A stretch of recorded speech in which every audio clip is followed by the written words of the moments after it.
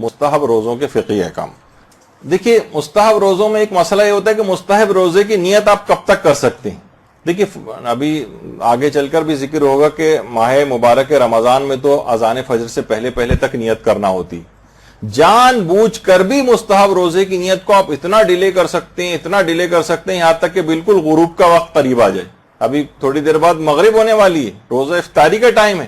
ٹھیک ہے, اس دوران بس آپ نے کوئی روزہ توڑنے والا کام نہیں کیا, یعنی منافی روزہ کوئی کام نہیں کیا, تو جان بوجھ کر بھی آپ پورے دن بغیر نیت کے رہیں اور اس کے بعد پھر 10 منٹ پہلے مثلاً افطار سے آپ مستحب روزے کی نیت کر لیں اور 10 منٹ بعد افطار کر لیں, مستحب روزے کا ثواب آپ کو مل جائے گا.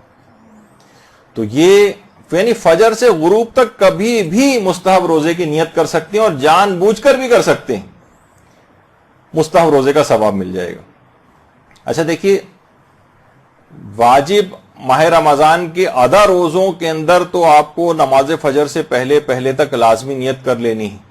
اس کے بڑے دقیق مسائل ہیں جو کہ آگے چل کر استقبال رمضان کی کلاسز وغیرہ اور رمضان کی کلاسز میں بھی اس کے مسائل آئیں گے. اچھا, جو اگر آپ واجب قضا روزہ رکھنا چاہتی ہیں تو اس کی نیت آپ زوال آفتاب سے پہلے تک کر سکتی ہیں, یعنی دوپہر زور تک. مثلا واجب قضا, جیسے آج کل اگر آپ رکھنا چاہیں کہ میں اپنے کوئی قضا ماہ مبارک رمضان کے روزے رکھ لوں, اور آپ سو کر اٹھیں صبح 10 بجے مثلا, اور ابھی آپ نے منافی روزہ کوئی کام نہیں کیا, اسی وقت آپ نے سوچا کہ آج میں ایسا کرتی ہوں کہ قضا روزے کی نیت کر لیتی ہوں. آپ قضا روزے کی نیت کر سکتی ہیں, چاہے آپ کو اس سے پہلے رات کو ارادہ بھی نہیں تھا, آپ کا اب ارادہ بنا ہے لیکن آپ نے منافی روزہ ابھی تک کوئی کام نہیں کیا, تو زوال آفتاب سے پہلے تک رمضان کے قضا روزے کی نیت کی جا سکتی. بس صرف شرط وہی ہے کہ کوئی روزہ توڑنے والا کوئی کام ایسا آپ نے نہ کیا ہو. اچھا, اب کیا روزے میں کسی مرحوم یا زندہ کی نیابت کی جا سکتی ہے؟ دیکھیے واجب روزے میں تو ظاہر ہی نہیں ہو سکتا کہ ابھی مثلا والد حیات ہیں, والدہ حیات ہیں اور وہ روزے نہیں رکھ پا رہے ہیں تو ہم ان کی طرف سے رمضان کا روزہ رکھ لیں یا ان کی طرف سے قضا روزے رکھنا شروع کر دیں. یہ چیزیں پاسبل نہیں. مستحبات میں البتہ پاسبل ہو سکتی ہیں کچھ چیزیں, وہ ابھی ان کا بیان ہوگا. تو اچھا دیکھیے, 2 طرح سے چیزیں ممکن ہوتی ہیں ثواب ہدیہ کرنا. ایک تو ہوتی ہے نیابت کرنا.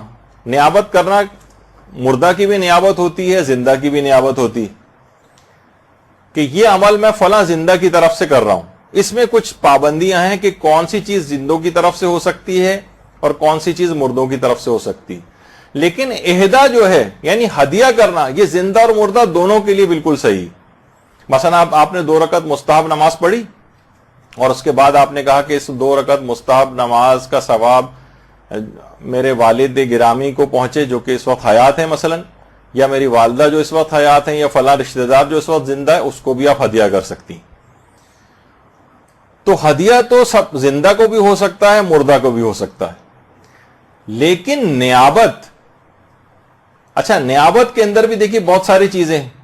کچھ مستحبات ایسے ہیں جیسے تلاوت قرآن, آپ اپنے لیے تلاوت قرآن کروائی جا سکتی.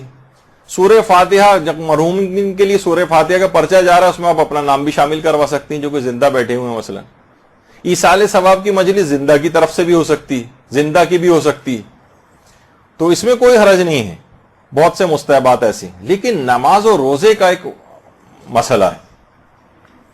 نماز و روزے کا آغا سیستانی اور آیت اللہ خو یہ فرماتے تھے کہ زندہ کی طرف سے نماز اور روزہ مستحب, یعنی مستحب نماز اور مستحب روزہ رجائے مطلوبیت کی نیت سے جائز ہے. کنفرم مستحب ہونا ثابت نہیں ہے. رجائے مطلوبیت امید ثواب میں زندہ کی طرف سے بھی نیابت ہو سکتی. البتہ امام خمینی اور رہبر معظم وہ یہ فرماتے ہیں کہ زندہ کی نیابت میں مستحب نماز و روزہ نہیں ہو سکتے, ہدیہ ہو سکتی. ہدیہ پہ تو سارے قائل ہیں کہ مستحب نماز آپ نے پڑھی, مستحب روزہ آپ نے رکھا اور اس کے بعد زندہ کو اپنے کسی رشتہ دار کو ثواب ہدیہ کر دیا, چاہے مردہ کو ثواب ہدیہ کر دیا.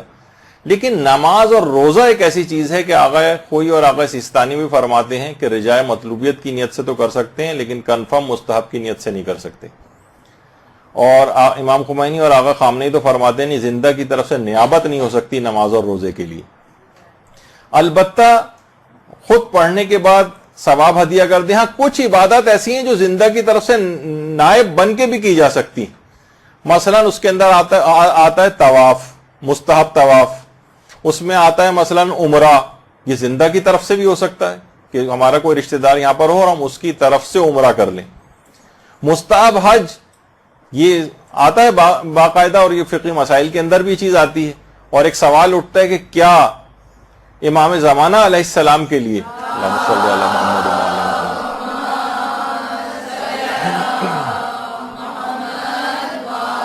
محمد، ہم مستحب حج کرنے کے بعد کیا، ایک تو ہے کہ مستحب حج کرنے کے بعد ہم اس کا ثواب ہدیہ کریں، اور ایک ہے ہم امام زمانہ کی نیابت ہی کے اندر کریں، ان کی طرف سے نیابت کرتے ہوئے اس پورے حج کو، مستحب حج کو انجام دیں.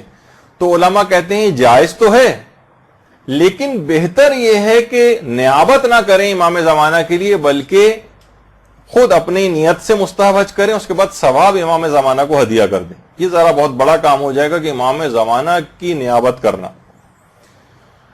اور آگے کچھ علماء تو ایسے بھی ہیں جیسے آیت اللہ بہجت، وہ تو یہ فرماتے تھے احتیاط واجب کی بنا پر امام زمانہ کی نیابت نہیں ہو سکتی حج میں. لیکن آغا بہجت کی حد تک ہے، لیکن باقی اور علماء اور مراجع اجازت دیتے ہیں کہ امام زمانہ کی طرف سے نیابت بھی ہو سکتی ہے، لیکن زیادہ بہتر یہ ہے کہ نیابت نہ کریں بلکہ ثواب کو ہدیہ کریں. اور نماز و روزے کے اندر بھی آپ نے سن لیا کہ احتیاط کی راہ یہی ہے. اچھا، اب ایک مسئلہ آتا ہے کہ کیا مسافر، ابھی ایک ایک مسئلے کو آگے لے کے جا رہے ہیں تاکہ مستحب روزوں کے جو فقہی احکام جو بہت دلچسپ ہیں وہ بھی آپ کے سامنے آ جائیں. تو پہلے تو یہ کہ کیا مسافر سفر میں واجب روزہ رکھ سکتا ہے؟ جواب ہے کہ نہیں. مسافر جس کا بھی 10 روز سے کم کا سفر ہے وہ سفر میں واجب روزہ نہیں رکھ سکتا ہے. پھر دوسرا سوال یہ کہ اب کیا سفر میں مستحب روزہ رکھا جا سکتا ہے؟ تو دیکھیے، سفر میں مستحب روزہ بھی نہیں رکھ سکتے. سفر سے مراد وہ سفر کہ جو کہ 10 روز سے کم کا ہو. ظاہر ہے 10 روز سے زیادہ قیام ہے، مقیم ہونے کے بعد تو نماز اور روزہ کرنا پڑتا ہے وہاں پر. تو کیا سفر میں مستحب روزہ رکھا جا سکتا ہے؟ جواب ہے نہیں، سفر میں مستحب روزہ نہیں رکھا جا سکتا. البتہ ایک خاص طریقہ آتا ہے، وہ ہے کہ نظر کر کے اس مستحب روزے کو واجب کر لیا جائے اپنے لیے. لیکن اس کے خاص، وہ میں فی الحال اس میں نہیں جانا چاہتا، اس کے کچھ اور دقیق باتیں بھی ہیں اس کے اندر، تو اس کو چھوڑتے ہوئے اصلاً یہ ہے کہ سفر میں مستحب روزہ نہیں رکھا جا سکتا. پھر ایک چیز آتی ہے مدینے میں حاجت کے 3 روزے رکھنا. خواہ مدینے میں، دیکھیے عام طور پر جو حاجی حضرات جاتے ہیں وہ مدینے میں پورے 10 روز تک ان کا قیام بھی نہیں ہوتا ہے، 8 روز کا قیام ہوتا ہے. تو ظاہر ہے کہ پھر ان کو سفر میں روزے رکھنے کی اجازت نہیں ہے. مسافر کو 10 روز سے کم کا قیام ہے. لیکن خاص طور پر مدینے میں حاجت کے 3 روزے رکھنا، کہ لازمی وہ حاجت، ایک سے زائد حاجات بھی ہو سکتی ہیں، ایک حاجت، ایک کوئی مستقل اہم ترین حاجت دماغ میں رکھے اور اس کے 3 روزے رکھے کہ میری وہ حاجت پوری ہو جائے. ایسی ناممکن حاجتیں لوگوں کی وہاں پر پوری ہوئی ہیں، اور یہ الگ سے ایک ایکسیپشن ڈالی گئی ہے. مسافر سفر میں مستحب روزہ نہیں رکھ سکتا ہے، لیکن صرف مدینے میں حاجت تک کہ یہ حاجت کے 3 روزے مکے میں بھی نہیں رکھے جا سکتے، یہ نجف اور کربلا میں بھی نہیں رکھے جا سکتے. مسافر جس کا 10 روز سے کم کا قیام ہو، یہ صرف مدینے میں حاجت کے 3 روزے خصوصی استحباب ہے، وہاں پر اجازت ہے. اور یہاں تک کہ ایک دفعہ ہمارے استاد محترم نے بات بیان کی تھی کہ ایک صاحب تھے جن کے 13 سال کے لڑکے کو ایک خطرناک بیماری ایڈز ہو گئی تھی. بہت سارے اس کی وجوہات ہوتی ہیں، کوئی خراب کنٹامینیٹڈ نیڈل جو ہے وہ استعمال ہو گئی، انجیکشن استعمال ہو گیا، بلڈ ٹرانسفیوژن میں وائرس چلا گیا کسی بھی وجہ سے. تو انہوں نے آ کر اس نیت سے، اب تو ہو گئی تھی ایڈز اس کو، لیکن حاجت کے 3 روزے رکھے، اور جب وہ واپس گئے تو اس کا وہ ٹیسٹ نیگیٹو ہو چکا تھا.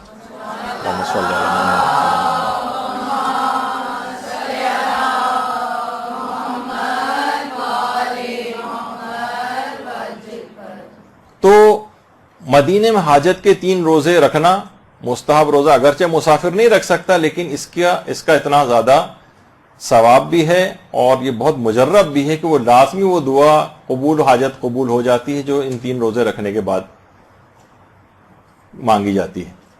اچھا، پھر اگر مسئلہ یہ تو وہ والا مسافر رکھ سکتا ہے نا کہ جس پر کوئی قضا ماہ مبارک رمضان کا کوئی قضا روزہ نہیں ہے، لیکن اگر وہ مسافر کے اور پہلے سے رمضان کے قضا بھی ہیں تو کیا تب بھی اس کو یہ سہولت ملے گی کہ وہ مدینے میں حاجت کے 3 روزے رکھ سکے؟ یہ بھی ایک بڑا مسئلہ پیش آتا ہے۔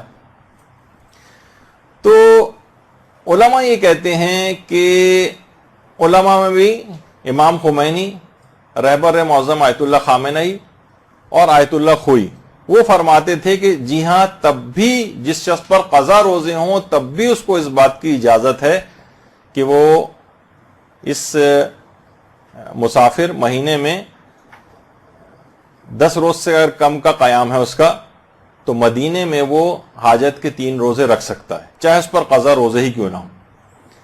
البتہ آیت اللہ سیستانی فرماتے ہیں کہ جس پر قضا روزے ہوں اس کے لیے مدینے میں حاجت کے 3 روزے رکھنے میں اشکال ہے۔ اچھا، ایک جگہ مناسک کے حج میں ایک جگہ آغا سیستانی کا استحباب بھی لکھا ہوا ہے، لیکن کچھ استفتاحات کے اندر پھر ریسنٹلی ابھی 1-2 روز پہلے ہی ہم نے استفتاح کیا تو وہاں سے پھر اشکال ہی کا جواب آیا کہ جس پر قضا روزے ہوں وہ نہیں رکھ سکتا ہے مدینے میں حاجت کے 3 روزے۔ تو اس میں اگر کوئی اس لحاظ سے کوئی گنجائش نکلتی ہو رجوع وغیرہ کرنے کی، البتہ اس کے بعد اگر آیت اللہ وحید خراسانی کی طرف رجوع ہوتا ہے تب بھی آیت اللہ وحید خراسانی بھی اس بات کی اجازت نہیں دیتے ہیں کہ جس پر قضا روزے ہوں مدینے میں حاجت کے 3 روزے رکھے۔ پھر کوئی اور علماء سے بات کر کے اس کا حل نکالنے کے، مثلا نظر کرنے کے حوالے سے ایک مسئلہ ہے، لیکن آغا سیستانی اس کے بھی قائل ہیں کہ جس پر ماہ رمضان کا کوئی قضا روزہ ہو تو اس کے لیے نظر کرنا بھی اشکال رکھتا ہے روزے کی، وہ اس کی منت بھی نہیں مان سکتا ہے، اور اگر اس نے مان بھی لی ہے تو اپنے تمام قضا روزے پہلے اتارے گا، اس کے بعد پھر وہ منتی روزہ رکھے گا۔ خیر ایک بڑا پیچیدہ اس کے اندر مسئلہ ہے، تو بہرحال یہ آپ کے سامنے تاکہ ایک چیز آ جائے، لیکن یہ ہے کہ بہرحال مستحب روزوں کے اندر، تاکیدی روزوں کے اندر مدینے میں حاجت کے 3 روزے بھی ہیں، لیکن جس پہ قضا روزہ ہو، جب بھی انسان جلد سے جلد اپنے قضا چیزیں اتارے، کہ آخرت میں تو اپنی جگہ نقصان ہے کہ آپ کیوں پورے کر کے نہیں آئے ہیں، تو اس دنیا کے اندر بھی دیکھیں کہ اتنی اہم ترین چیز ہے کہ وہاں اشکال پیدا ہو رہا ہے کہ وہ اپنی اہم ترین حاجت بھی قبول کروانے کے لیے جو سب کو اجازت مل رہی ہے اس کو اجازت نہیں مل رہی، کچھ مراجع اجازت نہیں دے رہے ہیں جیسے، تو جلد سے جلد اتارنے چاہیے۔ اچھا، اب پھر ایک مسئلہ اور بھی ہے، مدینے میں حاجت کے 3 روزے کس دن رکھے جائیں؟ اکثر علماء تو یہ کہتے ہیں کہ ایک تعداد ہے علماء کی جو کہتے ہیں کہ کسی بھی دن رکھ لیے جائیں، لیکن بہت سے علماء کا یہ بھی نظریہ ہے کہ یہ حاجت کے 3 روزے جو ہیں بنا بر احتیاط یہ بدھ، جمعرات اور جمعے کے دن رکھے جائیں۔ بدھ، جمعرات اور جمعے کے دن ہی احتیاط اکثر علماء نے لگائی۔ اچھا، اب بہت تیز رفتاری کے ساتھ جانا ہے، وقت بہت کم رہ گیا ہے، کچھ چیزیں میں اس میں چھوڑ رہا ہوں مسائل کو کیونکہ اب اتنا وقت نہیں ہے ہمارے پاس۔ اب ایک آتا ہے کیا مستحب روزے کو توڑا جا سکتا ہے؟ تو جواب ہے کہ جی ہاں، آپ جب چاہیں جان بوجھ کر بھی، بغیر مجبوری کے بھی، کوئی حرج نہیں ہے، کوئی گناہ نہیں ہے، آپ مستحب روزے کو جب چاہیں توڑ سکتی۔ زوال سے پہلے توڑیں، زوال کے بعد توڑیں، افطار سے 1 منٹ پہلے توڑ دیں، کوئی اس میں مذائقہ اس لحاظ سے نہیں، بس یہ کہ ثواب آپ کا ہاتھ سے نکل جائے گا۔ لیکن کوئی اس میں لوگ کہتے ہیں نا کہ پریشان ہوتے ہیں کہیں کوئی گناہ لازم نہ جائے، کوئی گناہ نہیں، کوئی قضا نہیں ہے، کوئی کفارہ نہیں ہے، کوئی کچھ نہیں۔ اچھا، پھر دوسرا سوال یہ ہوتا ہے کہ کیا کسی کے دعوت دینے پر مستحب روزے کو افطار کیا جا سکتا ہے یا کھولا جا سکتا ہے؟ تو جواب ہے کہ جی ہاں، اگر کوئی مومن آ کر دعوت دے کہ آپ روزے سے آپ افطار کر لیں، تو خواہ ظہر سے پہلے ہو خواہ ظہر کے بعد دعوت دے، کبھی بھی دن میں دعوت دے دے کھانے کی، تو آپ کے لیے مستحب ہے کہ اس کے دل کو خوش کرنے کے لیے آپ اپنے روزے کو افطار کر لیں، اور آپ کو اس کا پورا فائدہ بھی ملے گا، یعنی آپ اس کی دعوت کو قبول بھی کریں۔ اچھا، لوگ کہہ رہے ہیں کہ اس طرح افطار کرنے کا کوئی ثواب ہے؟ یعنی ایسا تو نہیں کہ ہم تو گویا بیچ سے روزہ توڑ رہے ہیں؟ تو اس کا جواب ہے کہ جی ہاں ثواب ہے، اور اس روزے کو مکمل ایک لحاظ سے کرنے، اس روزے کا بھی پورا ثواب ملے گا آپ کو، اور مومن کے دل کو خوش کرنے کا بھی ثواب ملے گا. یعنی ایک لحاظ سے اس کے اندر ثواب ڈبل ہو جائیں گے. اور بہت سی جگہوں کے اوپر تو روایات کے حوالے سے بہت سی جگہوں پہ تو اس طرح سے جو افطار کیا جاتا ہے 10 دن کے روزوں کا ثواب اس کو دیا جائے گا، اور ایک روایت کے مطابق تو 1 سال کے روزوں کا ثواب اس کو دیا جائے گا.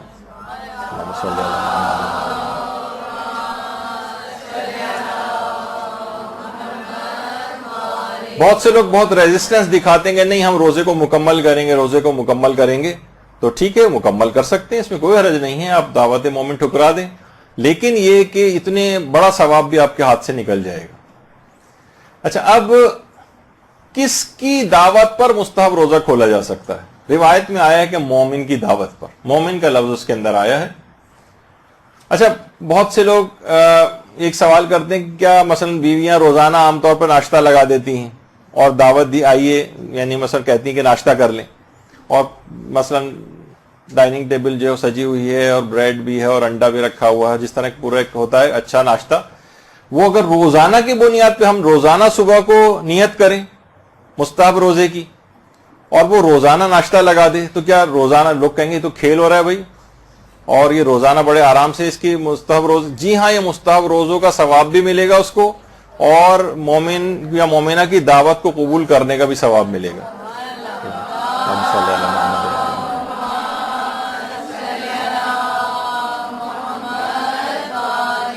البتہ وہ جو شخص روزہ رکھ رہا ہے اسے پورا وہ ہونا چاہیے کہ میں اس روزے کو مکمل کروں. ہو سکتا ہے کہ بیوی کبھی دھوکہ دے جائے اور وہ کہے کہ نہیں بھائی میں آج نہیں لگا رہی ہے، اس کو غصہ آ رہا ہے کہ ٹھیک ہے پورے دن کو سڑنے دو ایسے ہی بھوکا پیاسا. تو وہ یہ نہ ہو کہ وہ پہلے سے کہے کہ میں نیت کروں اور تم اتنے بجے ناشتہ لگا کے مجھے کھلوا دینا، یہ نہیں، اس میں جال سازی نہیں چلے گی. یعنی لیکن اگر وہ خود سے لگا رہی ہے، خوش ہو رہی ہے کہ شوہر جا رہا ہے اور جاب پہ جا رہا ہے، وہاں بھوک پیاس اس کو لگے گی، اس کو بہتر ہے کہ کھا پی بھی لے اور ثواب بھی اس کو مل جائے، تو اس میں کوئی حرج نہیں ہے، ایسا کیا جا سکتا ہے، اور روز بھی ایسا ہو سکتا ہے. اچھا، اب اگر پھر بھی کوئی شخص دعوت بھی مل رہی ہے اس کو پھر بھی وہ روزہ مکمل کرے تو کیا مکروہ ہے؟ بعض علماء اس کو مکروہ سمجھتے ہیں. مکروہ سمجھنے سے مراد ہے کہ اگر اس نے روزہ مکمل کیا تو اس کا ثواب روزہ کم ہو جائے گا.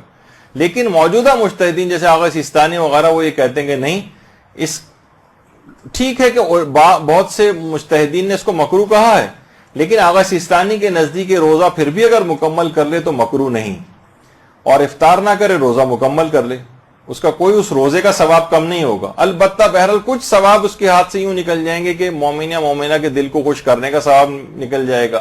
یا جو بھی آپ نے سنا کہ اگر افطار کر لیتا تو یا تو 10 روزے کا ثواب ملتا یا 1 سال کے روزوں کا ثواب ملتا، اس لحاظ سے وہ ثواب اضافی جو اس کو مل رہا تھا وہ نہیں ملے گا، اور یہ اپنے روزے کو چاہے تو اس لحاظ سے مکمل کر لے.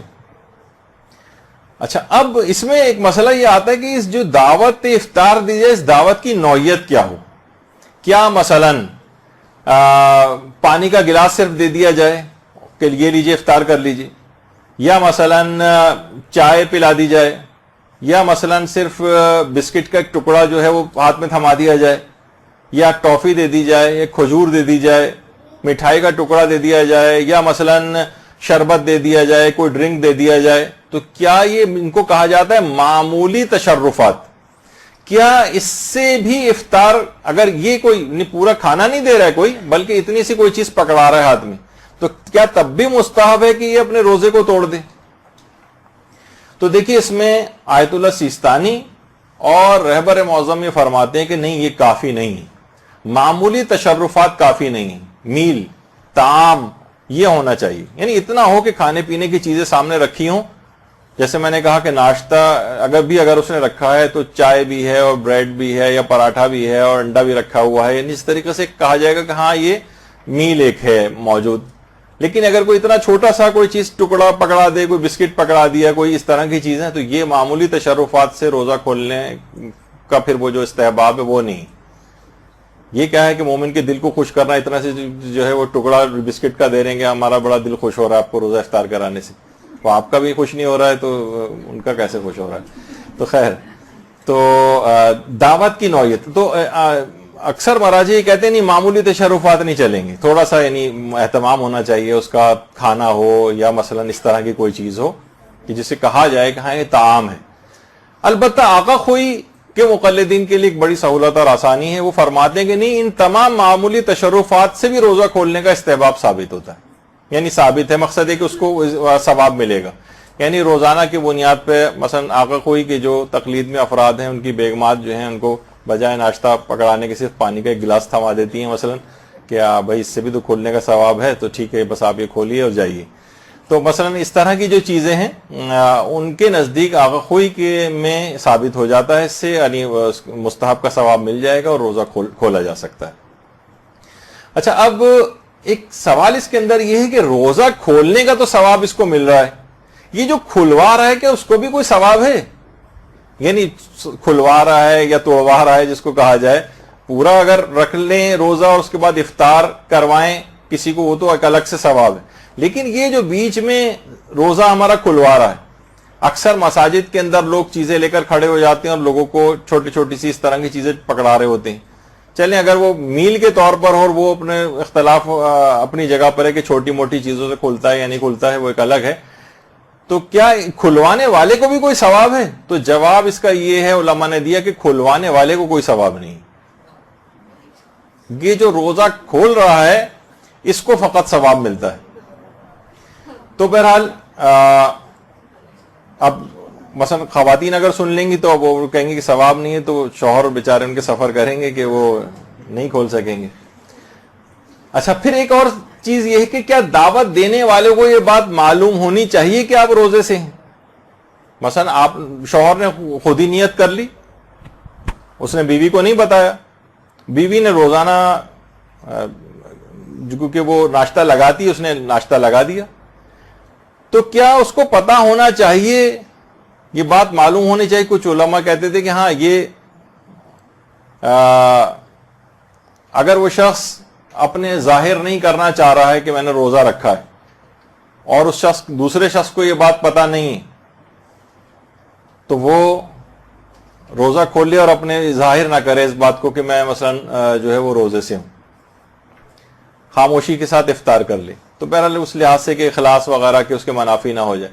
لیکن بہرحال موجودہ مجتہدین یا آغا سیستانی وغیرہ بھی اور علماء کہتے ہیں کہ اس سے کوئی فرق نہیں پڑتا ہے کہ دعوت دینے والے کو یہ بات پتا ہو کہ آپ روزے سے ہیں یا پتا نہ ہو. ہر صورت میں اگر اس نے دعوت دی ہے تو اس کے دل کو خوش کرنے کی نیت سے اور روزے کو جو افطار کیا جا سکتا ہے, اس سے کوئی فرق نہیں پڑتا ہے. تو بہرحال مستحب روزوں کے ابھی بھی کچھ مسائل باقی رہ گئے ہیں, لیکن سب سے اہم مسئلہ یہی والا عام طور پر روزہ کھولنے وولنے کے حوالے سے آتا ہے, اس کی کچھ تفصیل کے اندر ہم گئے. تو یہاں پر فی الحال اپنے درس کو یہاں پر روکتے ہیں, انشاءاللہ اگلی کلاس کے اندر دوبارہ ملاقات ہوگی. وصلی اللہ علی محمد وآلہ الطیبین الطاہرین. برحمتك يا أرحم الراحمين وصلى الله على محمد وآله الطاهرين.